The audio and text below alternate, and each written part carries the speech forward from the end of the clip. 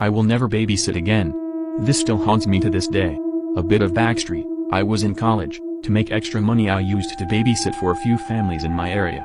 One of the people I usually babysit for rang me with a last-minute request to see if I could do them a favor and babysit for their friends. I needed the money, so I said I'd do it. They lived in a super old manor house in the middle of nowhere. It took me a good 30-minute drive through woodlands to find their house. It was huge with a large courtyard in front. It was a young couple that owned the house, with a really young baby. They seemed super nice, and apologized for the last-minute call-out. They told me their child was already asleep upstairs, and to ring them immediately if she woke up. They said they'd be back at about midnight and there were some snacks on the side for me. I'd brought some college work to do, but as procrastination got the better of me I decided to go have a snoop around their huge house instead. I took the baby monitor with me to make sure she was okay. It was a little high-tech one, with a small screen linked to a night camera in the room so I could keep an eye on the baby.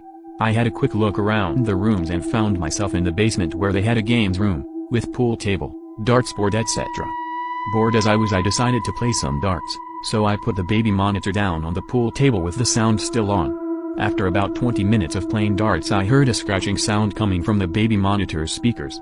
I looked into the screen and could see the camera moving slightly, as if someone was trying to unscrew or adjust it. This was followed by a black object flashing across the screen, like a hand or something. The screen then went pitch black and the sound completely went off. This was immediately followed by a baby's scream coming from upstairs.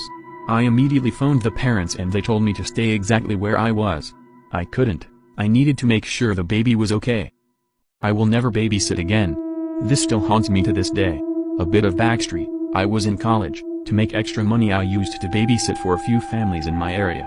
One of the people I usually babysit for rang me with a last-minute request to see if